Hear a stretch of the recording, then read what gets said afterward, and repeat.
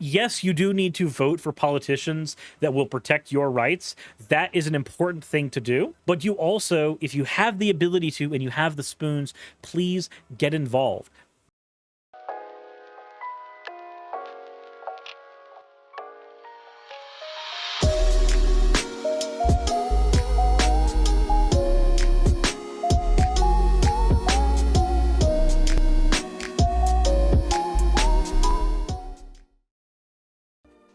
Yes, Cianis, I stopped broadcasting for 2 weeks, and then I only started when the Georgia Guidestones were blown up. I know, right? Isn't it great? Coincidence? Anywho, we need to talk about the Supreme Court. God, we need to talk about the Supreme Court. Before we do that, let's get to the fan art section. It'll be... Really, Baba? Really? I begin recording, and that's the moment where you go, aha! It's time. All of my pets, none of them want me to stream. None of them do. Anyways, the first bit of fan art is from Suzu Sawara. The fan art's maybe a bit of a misnomer. Suzu is one of the official artists for the channel, and this is actually the reference sheet for Slime Girl Suris. This is also pinned as a thing in the fan art section for anybody who's needing a reference for the colors and outfit and anything else when doing any other types of fan art. So that is there now. The next one we have is from a Nubian. Said I couldn't resist since Cryptoland came back. So have a Slime Suris collectible limited edition coin, and of course, well coined to Sunset City. Okay. And then finally, we have one last one from a Nubian. This popped up in stream, so I drew Slime Suris in a bikini, and Slime Suris is not happy because I know what I'm starting. Oh, no, not the well coin. Drossus, thank you very much for redeeming your points for an owl. Owl. Do not put the kitty in a bikini. It's too late. As always, everybody, thank you all for your fan art submissions. If you want your fan art to be shown in a future episode, the best way to do so is to drop it into the fan art section of the Discord. With that said, let's get started. Yarkoro, thank you for redeeming your points for an you fucking degenerate, especially you.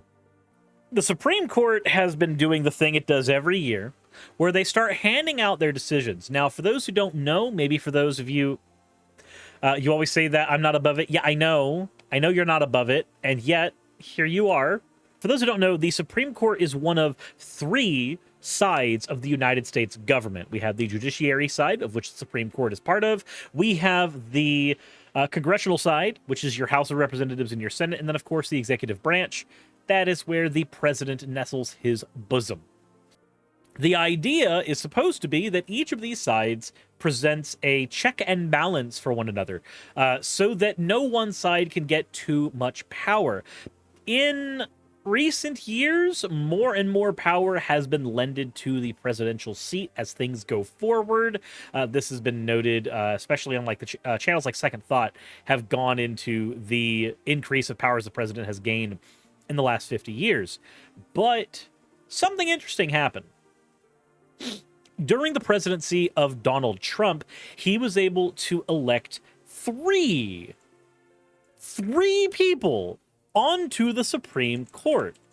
It's crazy when you think about it, because the Supreme Court is supposed to be that check and balance against presidential power. And yet what ended up happening is a single president was able to be responsible for 33% of the powers in the Supreme Court. Obama tried to get a person in the Supreme Court during his term, and Mitch McConnell stonewalled him. As a result, Neil Gorsuch ended up becoming one of the members of the Supreme Court. And then, of course, everybody already knows Brett Kavanaugh, I like beer, and Amy Coney Barrett, totally not a fanatical Catholic, were all added onto the Supreme Court during Trump's tenure. Amy Coney Barrett was the most interesting one of these because with her specifically, it was noted that all of the same things that McConnell did that forced Neil Gorsuch through in the beginning of Trump's presidency could have been done to stonewall Amy Coney Barrett and bring in another Supreme Court justice at the beginning of Biden's term. But that type of stonewalling did not happen. And you can do those types of stonewalls in the Senate because the Senate has the ability to utilize the filibuster for shit like this. So it's interesting to me that the Senate did not use the same strategies that Mitch McConnell used to stop Amy Coney Barrett from coming in. I guess this idea that the Democratic Party has of you go low, we'll go high, and then we always have the moral high ground as human rights get stripped away in the nation, it just ends up being where we are. But speaking of human rights being stripped away in the nation, we should probably talk about that. So let's talk about some of these Supreme Court decisions that have happened and why I haven't been talking about them. The long and short is I've not been here. I've literally not been home to stream to talk about these things. In fact, actually, when I went to Too Many Games to go hang out with the Sunset City crew, the day one of that convention was the day the Supreme Court decision came through. It was interesting because while I tried to avoid politics as much as I could while I was on, quote, vacation, I still ended up having to talk about this with people I was hanging out with because the conversation was there and on the table. So during Too Many Games, it was impossible to avoid the conversations about Roe v. Wade and some of the other stuff that would happen as part of the domino effect of Roe v. Wade. Also, some other interesting conversations have happened as a result of this. There are people who are denying what Roe v. Wade does and means, saying things like, well, this is all a distraction so that we can, we need to look at what the president's doing behind the scenes because this is all just a distraction. None of this matters. First of all, your human rights, when they're being taken away, they matter. Like, full stop. Irrespective of what the president's doing in the background, the human rights of individual people that are being stripped away matter.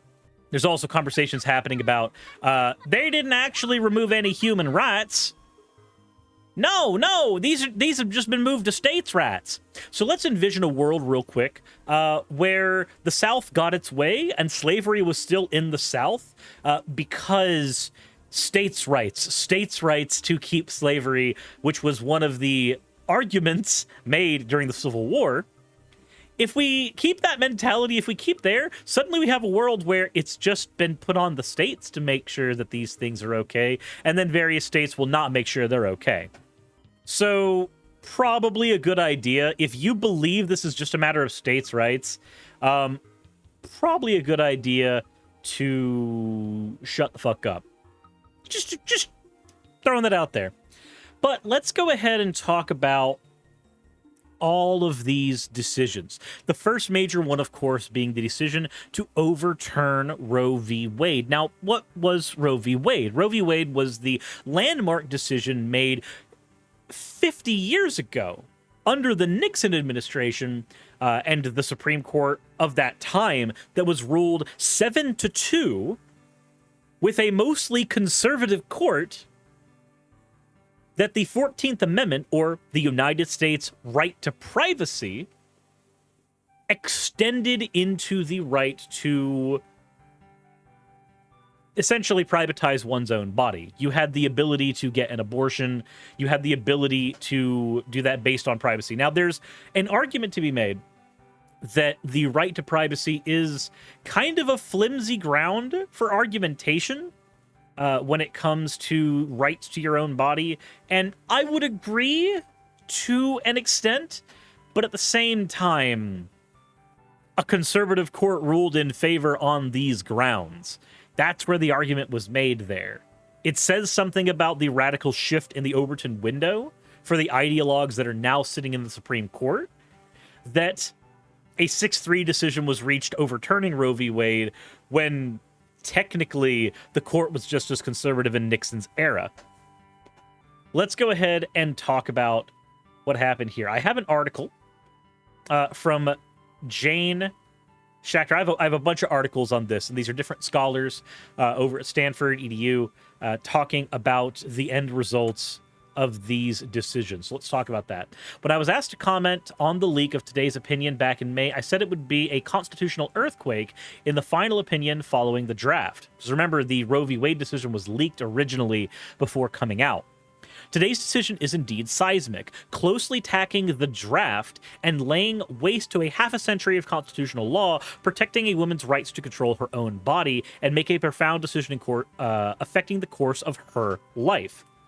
In a sweeping opinion, that right is gone, and it is now up to state legislators to tell women what they can and cannot do with their own bodies. I'm going to pause here for a second and let you guys know that there's two things that have come out of this. The first one is 13 states had trigger laws that were set up for the sole purpose that immediately, as soon as Roe got overturned, rights for individual people could be restricted automatically. A trigger law, for those who don't know, is a law that is currently unenforceable because of a previous bit of legislation or a previous court ruling, but it nonetheless sits on the books as something that can be activated the minute that previous legislation is no longer legitimate or no longer considered applicable to the conversation. So with Roe v. Wade being overturned, state laws that restrict abortion go online that were previously put into layover because a federal court decision prevented them from being utilized. Now, those ideas that restrict human rights can be bubbled up. It's like if a state doesn't ban slavery, but the federal court says that slavery is illegal, it defaults onto the federal argument. But if the federal argument goes away, you then get the state's argument, which creates an environment where slavery comes back. It's the same exact thing. And mind you, we've had 50 minutes or 50 years where Democrats could have codified Roe v. Wade. Not necessarily Roe specifically, but just codified the right to an abortion. That's a thing that could have happened in the last 50 years and didn't happen. So there's an argument that's being had right now that Democrats yelling out, vote harder, vote harder, vote harder, is falling on deaf ears because we did. Well, we did. We did vote harder. We control the Senate. We control the House. We control the presidency. And yet, even having those controls, by slim margins as they may be, nothing has been done. So the argument, vote harder, vote harder, vote harder, it's falling on deaf ears. Now, that is not to say that the argument is untrue. We have a two-party system. Splitting votes between parties doesn't do anything when there's a monolith that is the Republican Party, and those votes don't get split up with fucking anybody. Maybe a handful of those votes when it comes to the presidential election go to the Libertarian Party because there's 3 brain cells shared amongst all of them. But that doesn't change the amount of people, for the most part, that are actually piling their votes in for the Republican Party. Some of the people voting for Libertarian might have just abstained anyway. We still end up having very close elections, irrespective of how many people go toward the Green Party or go to the Libertarian Party when where they can. So the only option is to vote Democrat. And now you have to figure out a way to actually make Democrats do what they're supposed to do here. For those in my audience who maybe want to do the abstaining the vote thing because they think that it's going to somehow make things better, or they're doing it to rebel, can I envision a scenario to you? Let me go ahead and posit a scenario to you where a chunk, maybe half, I mean, we don't even need half, maybe a quarter of people who would have otherwise voted Democrat and normally would vote decide to abstain because of what's happened recently. This leads to a Republican-controlled executive branch, judiciary branch, and congressional branch. And now human rights are going to be dialed back even further, even faster. Voting for Democrats is the lesser of two evils, but you probably should make no mistake that that statement doesn't mean that they are magically the good ones. They're just better than the alternative. So I throw that out there not to say you're not doing your job. I'm saying that to say, if you see all of this and agree with the statement that voting harder doesn't do any good. It's not that you're wrong. Voting harder didn't stop this fucking problem. You're not incorrect, but that doesn't suddenly mean you should not do that vote as a form of self-defense. It's like having a weapon. You might not want to have a weapon on you when somebody is breaking into your home, and you might not want to use that weapon on them. But if the option is your life or using that weapon that you don't want to use, you could buy another lamppost. It's fine. Use it to get the person out of your house and live another day. Use the Democratic Party to try to bottleneck the amount of human rights violations the Republicans can engage in. It's better than just letting the entire bulwark fall. There's still a lot more that needs to be done locally. At that point, you need to talk to your local politicians to try to force legislation that actually matters to you to go through. The other thing that I want to talk about before we continue the article is the meme. Who's ready for the meme? Right now, if you see a news article titled Supreme Court decides in 6-3 decision, do you believe that something good has happened or something bad has happened? Currently, as of this year. 6-3 decision. What does that mean to you? Because right now, to me, that just means, oh god, another domino fell. Fuck. Moxie Game says, voting feels like hitting the brakes while the gas pedal's on the floor at this point. Well, yeah. Like, getting a bunch of Democrats into office does not stop the legislation that has already been put forward by Republicans. It slows things down. It's going to take a lot more to reverse them. Now, it's supposed to be that the Supreme Court is non-political. It's supposed to be that the Supreme Court are not affected by geopolitics at all. That's supposed to be the case. However, as we all know, that is not the case right now. The court is incredibly polarized. It's supposed to be that there's an even mix of people of political opinions in there, but they're not affected by the outside. That's why the Supreme Court is there for life. That's why the Supreme Court are elected by the president, not necessarily elected by the people. They're supposed to not make decisions based on getting reelected. My opinion, personally, is that we should have term limits on people in the Supreme Court, and there should be no ability to be reelected. Period.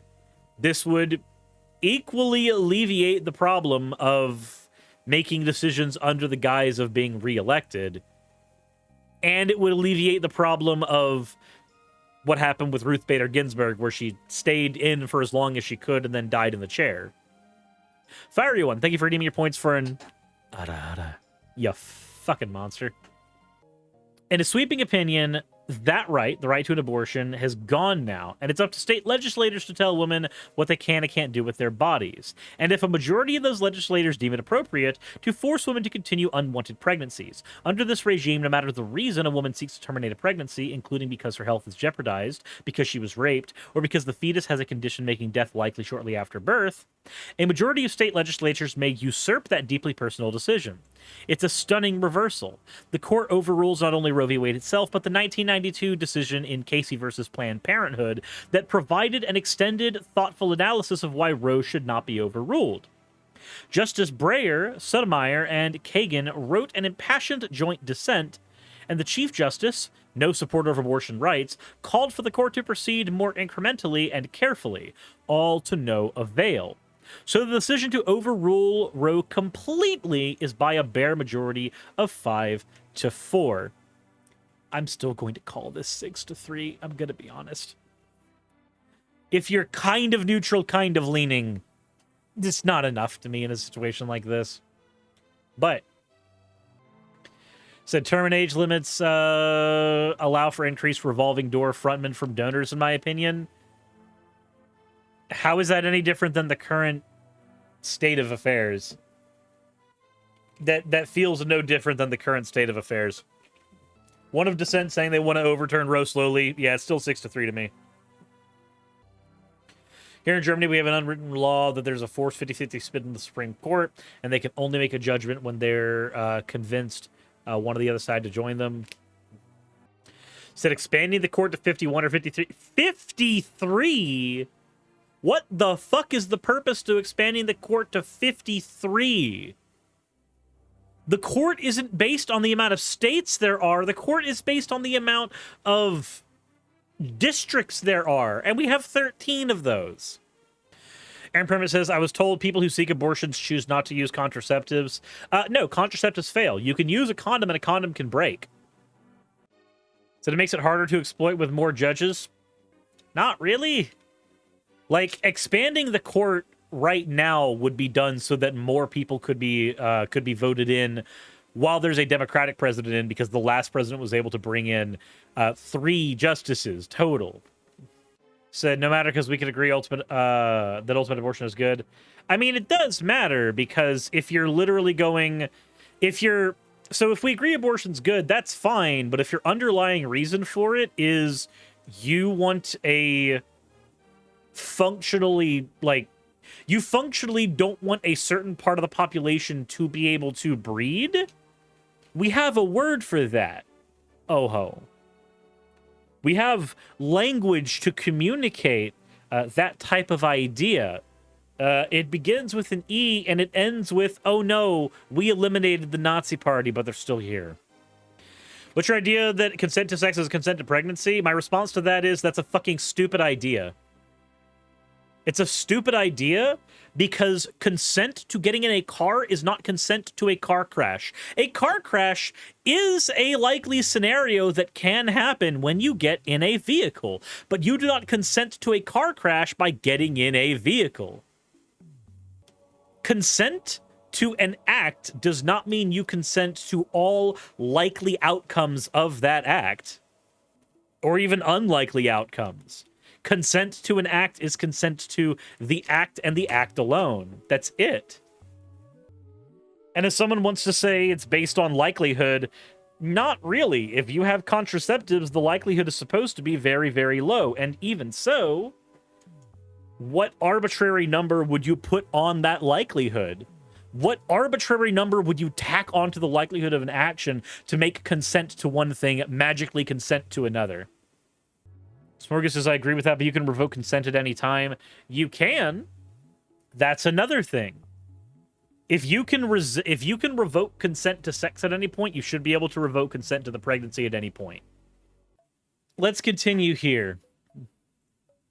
That I could end there, but there are several other features of today's opinions that merit mention. The 213 pages of opinions will take more time to digest fully, but let's make 3 points. 1, Justice Alito's opinion emphasizes that states can now choose their policy on this contested issue, and Justice Kavanaugh's concurrence goes out of its way to emphasize that point. But Kavanaugh explicitly raises the spectator of a national legislative response. His opinion, which seems meant to emphasize that states are still free to choose their own resolution of the abortion question, is far from reassuring with its reference to a role for Congress in reproductive rights. He is foreshadowing what is inevitable, a drive for Congress to enact a national ban on abortion. Indeed, calls for a national ban picked up steam as soon as the Dobbs opinion was leaked. Such a ban would put a quick end to any federalism-inspired notion that different states can choose different policies on this fraught subject. Kavanaugh's reference to such national ban at least suggests that he sees in the Constitution a basis for congressional authority to enact such a ban.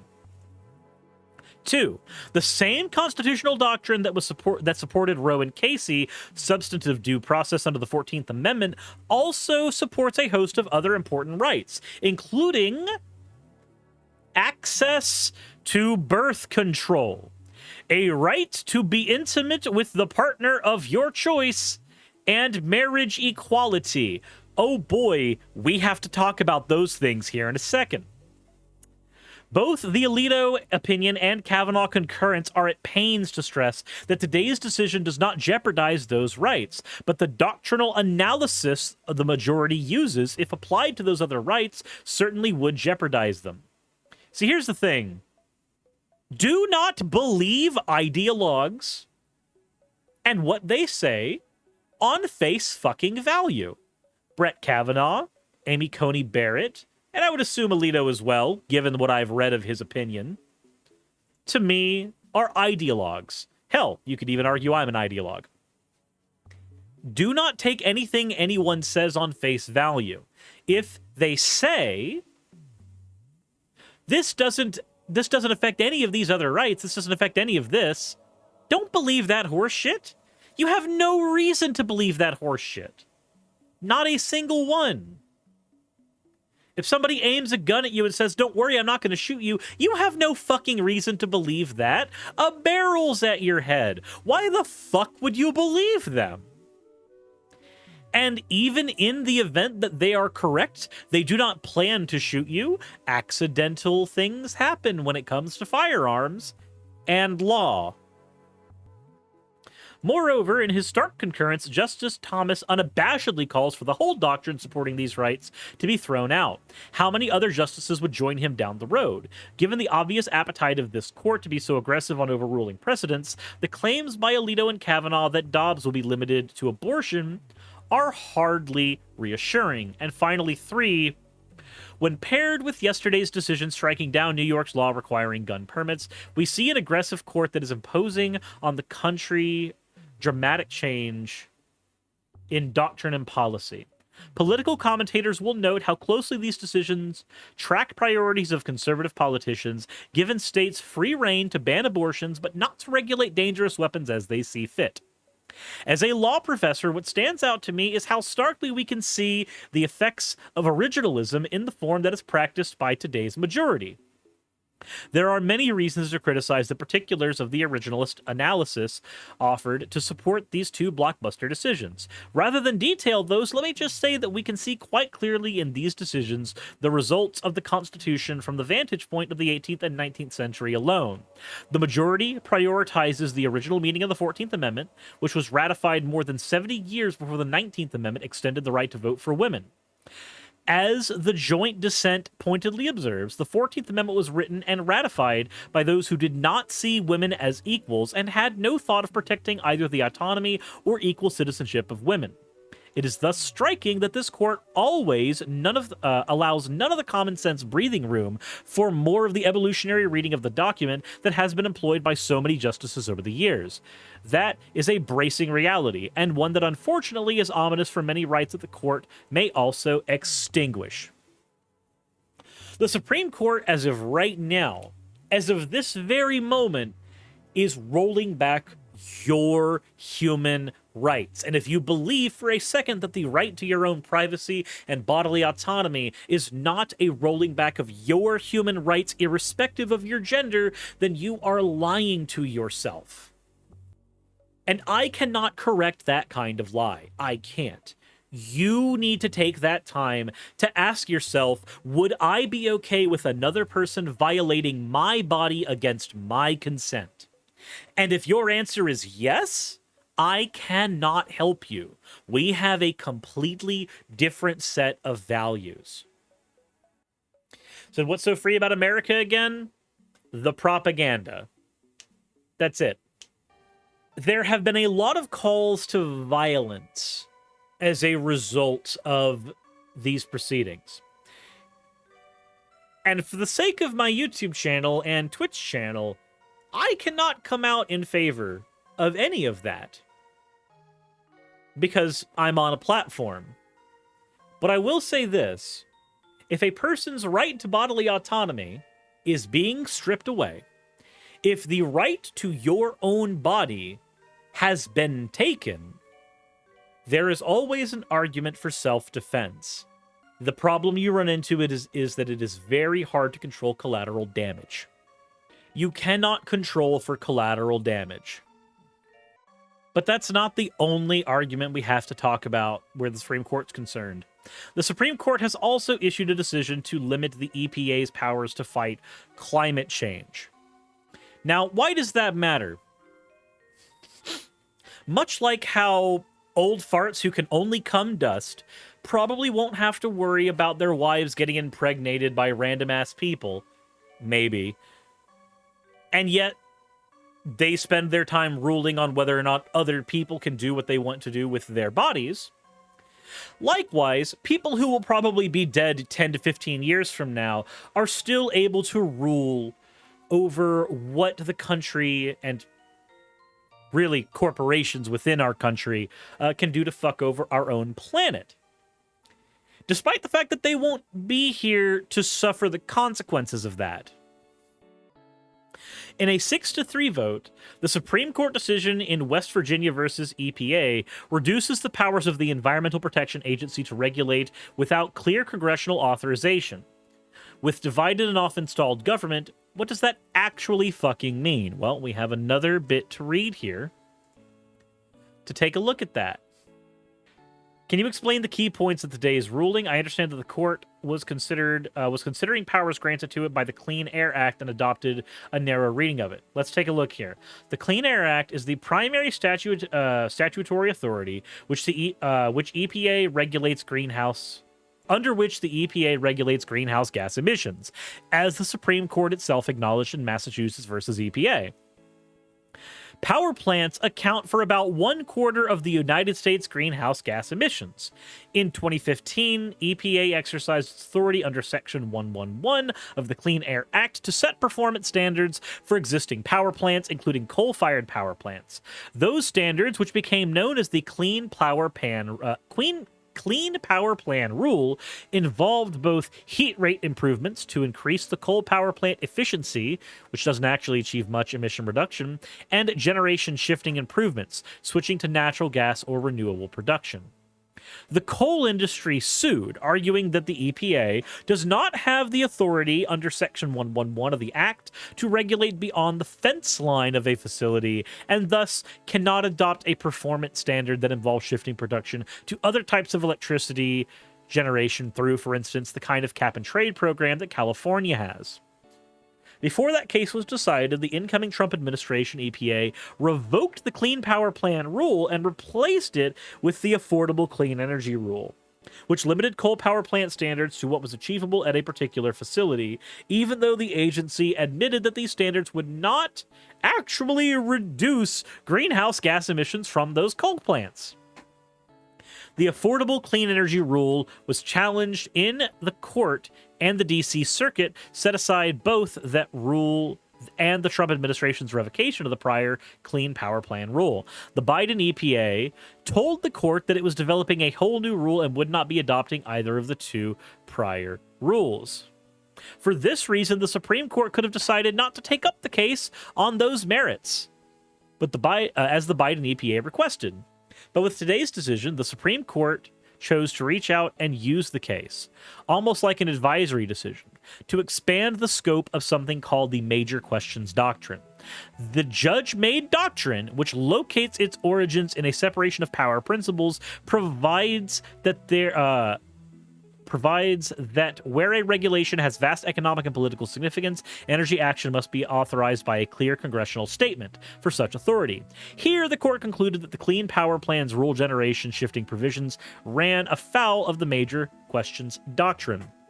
Now, what this means to me is that when it comes to trying to prevent our planet from being lit on goddamn fucking fire, we need Congress to be able to step in and argue whether or not a rule is okay.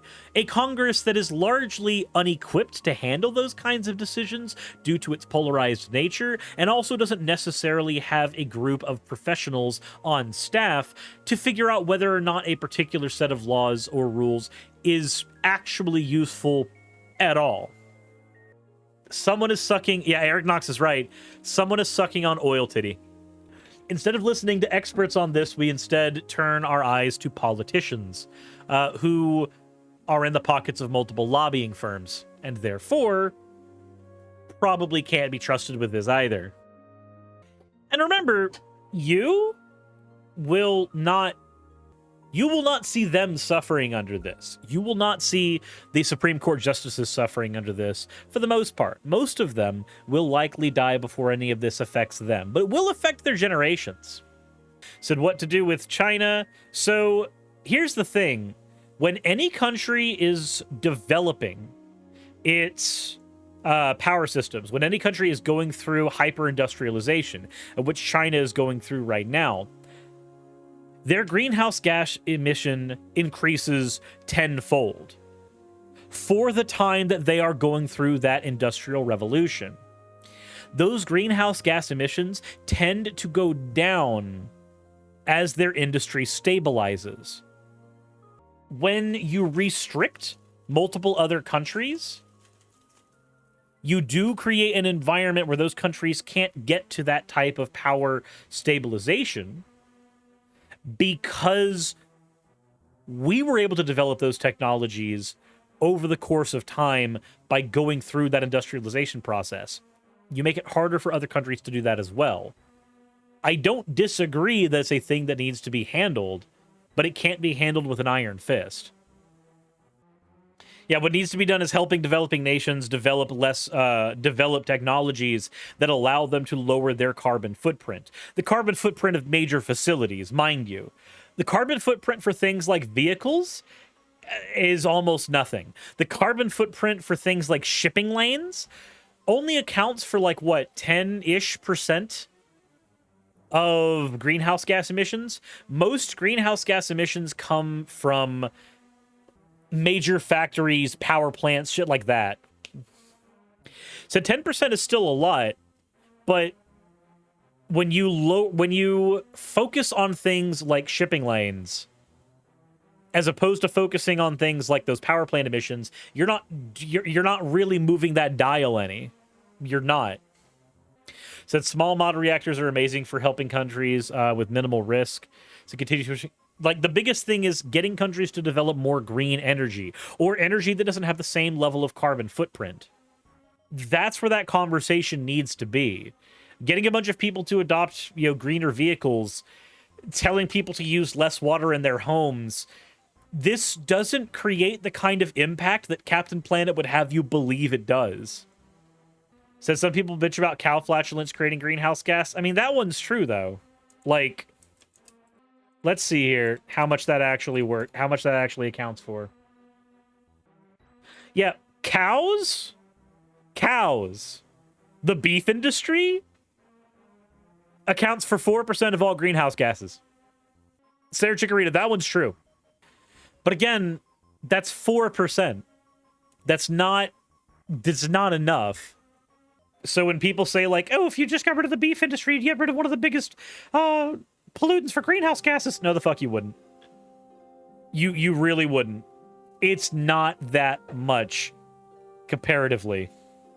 If we all switched away from beef, that would do about fuck all. Yep, it would do about fuck all. We're not done with the Supreme Court. There's more that they've done on top of all of this. On Wednesday, the Supreme Court interpreted the Federal Arbitration Act to block employee lawsuits against employers for workplace violations under the California Private Attorney General Act. Let's take a look at this here. What is the California Private Attorney General Act? PAGA is a state law that deputizes employees as private attorneys, as private attorney generals to enforce California labor laws. And those laws, in turn, entitle employees to everything from minimum wage to overtime to breaks for meals. Said under PAGA, if an employer violates California's labor laws, an employee can bring an aggregated action against the employer, not just on her own behalf, but also on behalf of her co-workers, and obtain civil penalties that would normally be recoverable only by the states. This results in a nifty California-specific whistleblower law that leverages an employer's insider information about workplace violations while providing an attractive alternative to enforcement actions by resource-strapped state agencies. State agencies are resource constrained. The ability to bring suit is critical in ensuring compliance with state labor laws. Indeed, since its enactment in 2004, PAGA actions have steadily grown, yielding significant recoveries for wage theft, among other all-too-common employee practices. But PAGA was important for another reason. beginning in the 1980s, but picking up speed in 2011 in a case called AT&T Mobility LLC versus Conception. The United States Supreme Court had interpreted the Federal Arbitration Act to preempt state laws that validate the arbitration clause that companies have increasingly imposed on workers and consumers via contracts. This, by the way, is why you likely cannot sue your cell phone provider or credit card issuers in court once pushed into arbitration. Likely cannot join with fellow customers and seek arbitration in a class-wide basis. Companies have placed class action waivers in their contracts, knowing that many workplace and consumer disputes are low-dollar claims that are not worth enough money for a single plaintiff to pursue. These cases only become viable when aggregated, yet under the FAA, aggregation waivers imposed by companies are enforceable, full stop, no matter what state laws say.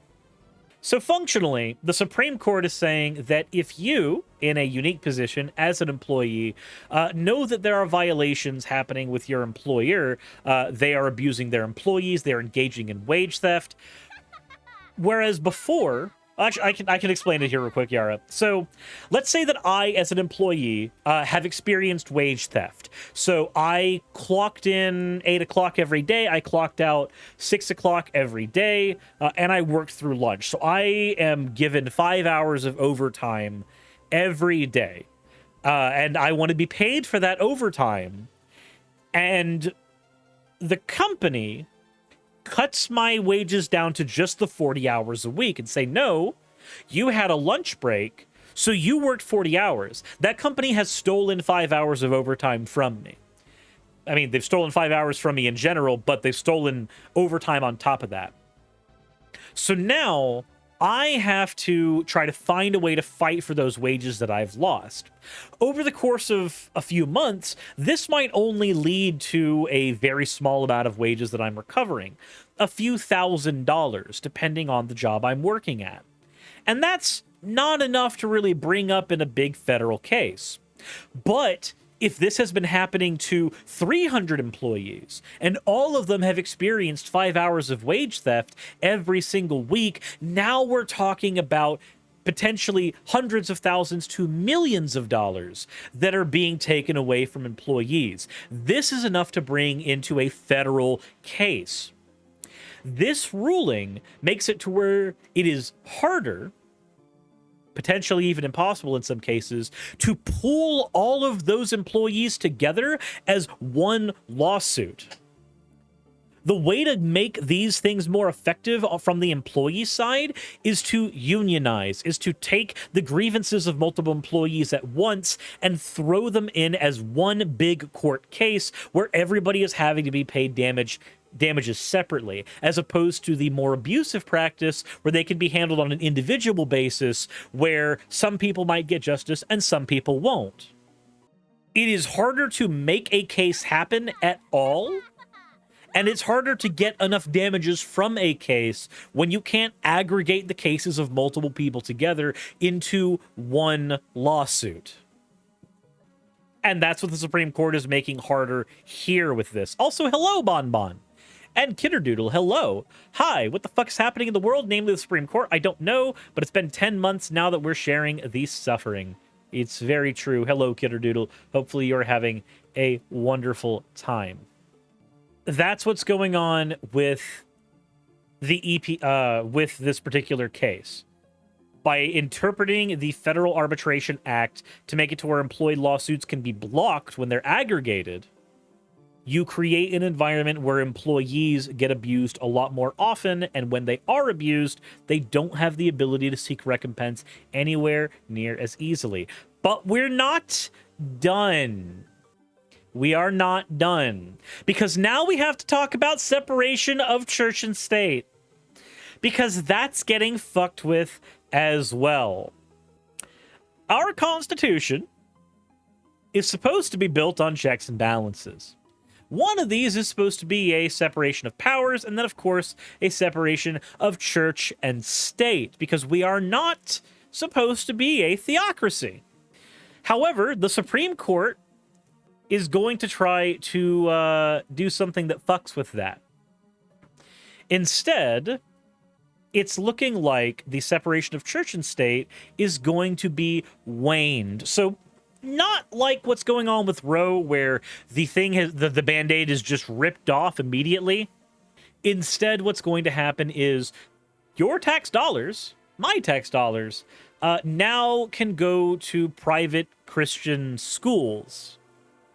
Let's go ahead and take a read here together, you and me. Supreme Court justices on Monday readily put themselves in the shoes of a football coach who wanted to pray at midfield after a game, over those of students who might feel pressured to join him, in an expansive decision focused on the suppression of religious voices. Once again, a 6-3 ruling against a Washington state school district that suspended coach Joseph Kennedy reinforces a modern court pattern of favoring religious conservatives for a greater mingling of church and state. Overall, the decision reflected the conservative majority's view that the voices of religious believers are being squelched. Justice Neil Gorsuch, at the outset of his opinion in the court, raised concerns about censorship and suppression. Such fears of religion under siege have also emerged in prior decisions and some justices' off-bench speeches. Herr Schrodinger, thank you for the 100-bit cheers. Said, so the Supreme Court decided things needed to be decided by the states unless those things benefit the working class or marginalized people. Got it. Also, sorry about the other thing. Was very frustrated what happened again. Understandable. Monday's ruling threatens a series of decisions back to 1962 that have forbidden official school-sponsored prayer. The ruling also comes less than a week after the same 6-3 ideological split that declared that states subsidizing private education must include religious schools. So we are talking about two rulings at once right now. In both cases, the majority put an emphasis on the First Amendment's free exercise guarantee and minimized its prohibition on government establishment of religion. The court majority brushed aside the Bremerton School District assertion that letting Kennedy pray on the 50-yard line would lead observers to think the district had impermissibly endorsed religion or exposed student-athletes to coercion. So before we go further in that, let me go ahead and lay out this scenario so you understand what's going on and why it kind of matters. So the United States is a majority Christian nation. This is surprise to nobody. It's like 52% of the nation is Christian at the very least, with an intersprinkling of Muslim and Jewish and pagan and a handful of atheists in there as well into our beliefs. It might be more on the Christian side. Who knows? It depends on what you call a Christian. Some people don't think Mormons are Christian. Some people don't think Catholics are Christian. Whose line is it anyway? The points don't fucking matter. We need to talk about why this is important. So, if I, as a teacher, lead a school prayer in a predominantly Christian school, which they all are, and 4 people decide they don't want to be part of the prayer, those 4 people are now singled out. Now, why wouldn't they want to be part of the prayer? Let's say they're atheistic. They might not want to be part of the prayer because they don't believe in your God. Let's say they're Jewish. They don't want to be part of the prayer because they don't share your God. Praying to Jesus doesn't do jack for them. Let's say they're Muslim. They do not want to share your particular candy-coated brand of deity. They prefer the moon flavor. Oh, but let's reverse it around. Let's reverse it around in a second. I'll finish this analogy first, and then we're going to go ahead and throw the reverse around. So these students now do not want to be part of the prayer because they do not share the religious values of the teacher. What should happen here is everybody wipes their hands and go, that's fine. I have my religion, you have yours. But that's not what happens at all. In the United States, if somebody sees you as not Christian, or at the very least not sharing Christian values, the likelihood that you're going to get abused increases tenfold. There are states that have seen cases of people being thrown out of their jobs for not sharing the religion with the employer. Usually these are at-will states where you can be fired for anything, so a different reason is given as to why you're thrown out. But the fact of the matter still stands. Somebody who is coding themselves Christian, also hello, Rime. somebody who's coding themselves Christian in the United States to get by now either is forced to engage in a prayer with a deity they don't believe in, or they are forced to out themselves in front of a group of students who are likely incredibly fucking cruel. If you've ever been to high school, you know kids are cruel. There are no two ways about it. You can't argue on the rationality of children. That's not a thing that you're going to find in droves there. What do we have after that? Well, we have the reverse of the analogy. Let's say you, as the Christian parent, have just caught wind that your child was led in prayer. Well, that's fine. You're Christian. Your child being led in prayer. You lead them in prayer all the time. Who cares? Nothing wrong with that. But then you find out that it was a Muslim prayer. You find out that it was a Satanist, and he was being led in a prayer to Baphomet. Well, now suddenly you're not happy anymore. Now suddenly you're livid. How dare they? Oh, well, hold on. Now you understand. Now it makes sense. Now suddenly, when the shoe is on your foot, you get it. You understand why this is a problem. Nobody's child should be led in a religious activity that the parent or child have not given their own consent to. If an activity can be deemed to be religious in this way, they shouldn't have to. And yet, the Supreme Court has ruled that no, that one's fine because it's Christian. The court majority brushed aside the assertion. We already went through that. The court outright discarded the traditional endorsement test and simultaneously downplayed the possibility of student coercion. Let me go ahead and tell you right now, there is nobody who will coerce your student more than another student that believes themselves to be righteous. There is nobody who will force you to do more than someone who believes that they themselves are walking the path of holy retribution. The broadly worded decision is certain to invite more challenges by religious adherents who will likely increase displays of religion in schools and other public places. Respect for religious expressions is indispensable to life in a free and diverse republic, whether those expressions take place in a sanctuary or on the field, and whether they manifest through the spoken word or the bowed head, Gorsuch wrote. Here, a government entity sought to punish an individual for engaging in a brief, quiet, personal nope, it was not personal. It was done publicly, and you were the coach, you were the leader. It stopped being personal the minute you did this in public. Observance, doubly protected by the free exercise and free speech clauses of the First Amendment. The chasm between the right and left sides of this court on religious cases has only deepened since 2020, when Justice Amy Coney Barrett succeeded the late liberal Justice Ruth Bader Ginsburg. Last week's decision in a Maine case requiring more public funding on religious schools, written by Chief Justice Roberts, extended earlier rulings that dictated public funds be directed to church schools. So now we have to go a little further. Now it's not just the argument about prayer, about your child being led in prayer for something that they don't actually agree with. Now we have to compound the problem. Now, your tax dollars, which you don't have a choice in, those tax dollars leave no matter what. You want to have your conversation about taxation being theft, you want to run in here and go, if you want to be the person that goes, this is solved by removing taxes, have fun on those roads that won't be built. You don't have a choice where taxes are concerned. You don't. What you should have a choice in is whether or not those taxes get spent on something that you deeply do not agree with when it comes to something like this, right? Like, when it comes to healthcare or different types of healthcare being funded, that's one thing. But when it comes to a religious school that your child is not attending, no. And yet, that's the decision that the Supreme Court is coming down on where this is concerned. So we have bodily autonomy being taken away, separation of church and state being eroded. We have protections for individual employees where their abusive employers is concerned being eroded away. And of course, we have an increase in the ability to have firearms in the United States, despite this being one of the most violent years the United States has had in regards to gun violence, period.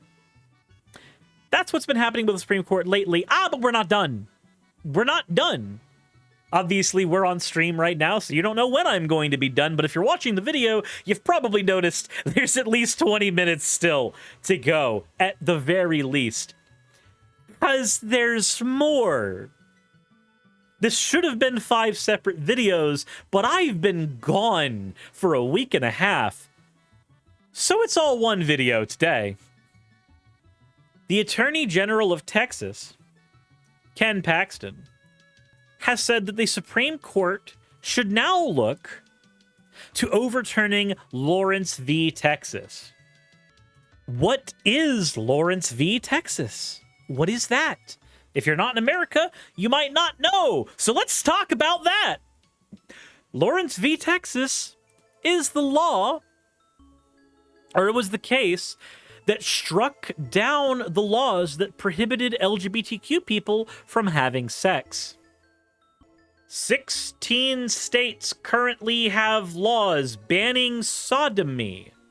Sodomy is not just anal sex, it's also any kind of sex that is not just straight up penetration, depending on the legal recourse you're looking at. There are versions of sodomy law that ban oral sex. If Lawrence v. Texas were taken out, gay marriage being legal wouldn't matter, because it would be illegal for the people in the gay marriages to do the sex thing. Now, mind, this is on the mind of Attorney General Ken Paxton. That shouldn't really worry us, right? That shouldn't really seem like an issue. I mean, he's just the Attorney General of Texas. What's he going to do to affect the Supreme Court's decisions? Well... Oh,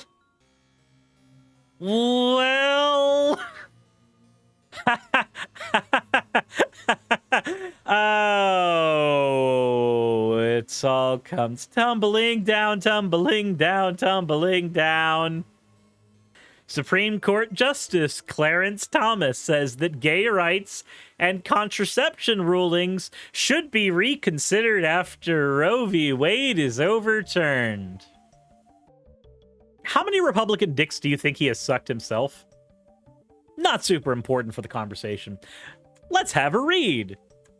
Supreme Court Justice Clarence Thomas said on Friday that landmark high court rulings that established gay rights and contraception rights should be reconsidered now that the federal right to abortion has been revoked.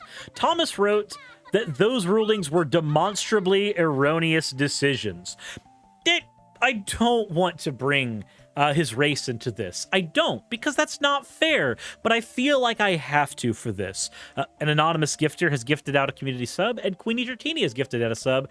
Thank you both. Queenie Dratini actually brings out the point I was going to bring up. I wonder if he knows that his marriage can be on the table too. If you have an argument against gay marriage, you need to understand that it's the same argument that you would have. It's the exact same argument for interracial marriage. It's the same thing. All the same mechanics are applied. Liska Day Babbitt, thank you for redeeming your points for an... You fucking monster. And I don't want to bring his race into here because that's not important. But it should be noted that he is a black justice who is married to a white woman. If he wants to get rid of gay rights, he should probably understand that that's a snowball that leads directly into overturning his own marriage. It's all the same shit. I've talked about this for like the 5 years I've done my channel. There is, in my mind, functionally no difference between an interracial marriage and a gay marriage, because all the exact same things are applied. It's restricting people marrying people who are also consenting adults. And for that one person, That one idiot who commented on my video 15 days ago saying that they hated it when I said consenting adults was the important bit because they wanted to argue for the rights of people attracted to minors.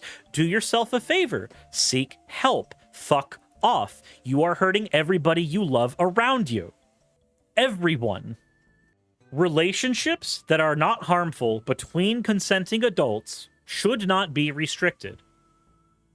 Period. And yet, an argument here is that something magical about the gender of the people involved somehow makes these things bad. So to be fair, the adults part is unnecessary because minors can't consent. The adults part is necessary because dipshits think minors can consent. I am very careful with my language on that because I have had these conversations with people who need to seek help. Yeah, see Tennessee. That fucking Tennessee ruling that went through 6 months ago that had to be redrafted because it forgot to get rid of a provision that allowed minors to get married. Just, why? Why? The case he mentioned here is Griswold versus Connecticut, the 1965 ruling which the Supreme Court said married couples have the right to obtain contraceptives. Lawrence v. Texas, which in 2003 established the right to engage in private sexual acts. Yeah, the right to engage in private sexual acts is younger than me in a nation over 200 years old. And then, of course, the one everybody should be familiar with, the one Ben Shapiro once overturned, the 2015 ruling, Obergefell versus Hodges, which said that there is a right to same-sex marriage. Now, remember what I said earlier about people saying that you need to look at what the government's doing behind the scenes with this? I heard that same rhetoric when gay marriage was legal. When gay marriage was legalized, I heard a bunch of people in my circles I was with at the time all saying, you need to look at what the government's doing behind the scenes. You need to look at what your president's doing behind the scenes with this. Arguing that, like, people getting human rights is some type of smokescreen. Before we go any further, let's talk about that. Now, while it is true that it is hard to actually find out everything your government is doing, governments are smokescreeny organizations, there's no real way around that. You can, however, find an extensive list of every executive order that has been signed by President Joe Biden at all, with dates and everything. So if you're thinking that the Supreme Court did a thing and therefore Joe Biden's doing something snickerly in the background, maybe you should go look at the publicly available information that tells you what the fuck he's been doing. Maybe that's a thing you should do.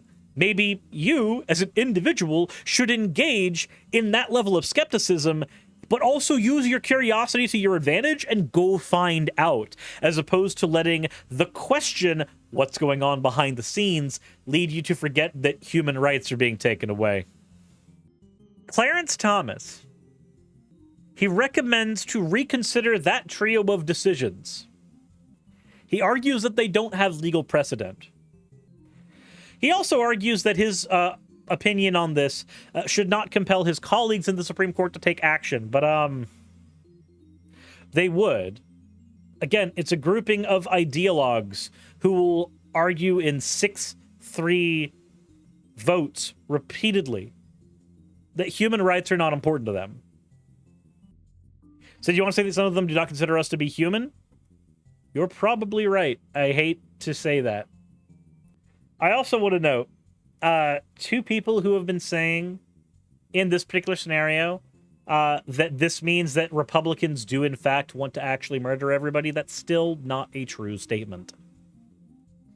There are individual Republicans who do not want this shit to happen, the shit that's been going on here. Now, I'm not talking about the politicians. Republican politicians, seriously, fuck all of them. Every single one of them. I'm talking about your neighbor. I'm talking about your coworker who's got a handful of bigoted opinions. I'm talking about those people. Not all of those people want you dead. But also, not all of those people are educated enough to know how to vote in a way that actually increases or bulwarks human rights. They don't. It's the theory that when conservatives state their goals clearly enough to be offensive, the opposition has clearly misunderstood them. Yep. It's like that Simpsons joke where Willie and they vote away all the methods to live. Yep. So do you mean that one politician who said when he is elected he will have an open season, no limits on hunting rhinos in a political ad? I actually don't know what political ad you're referring to there. But that's why I have that exception. When it's a conservative politician, to me, it is somebody who has gone in and are willingly restricting your rights.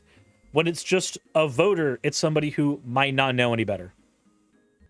I said, a pointless ruling. How will you control if people have homosexual sex? So, Oho Tank, I can actually tell you exactly how that gets handled. Here in the United States, we have a precedent for whistleblowing.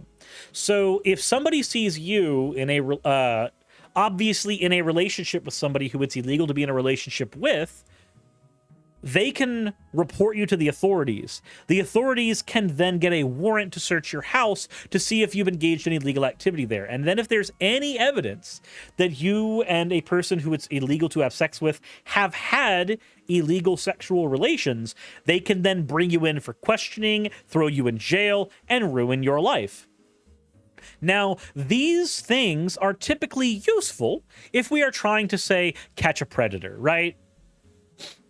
It's very easy to use those types of rulings to whistleblow, make sure that a predator is caught, go to their house, find evidence they've assaulted minors, and then carry on with your day. That's all easy to do. Well, not easy to do, mind you, but that's all stuff that system is in there to allow for.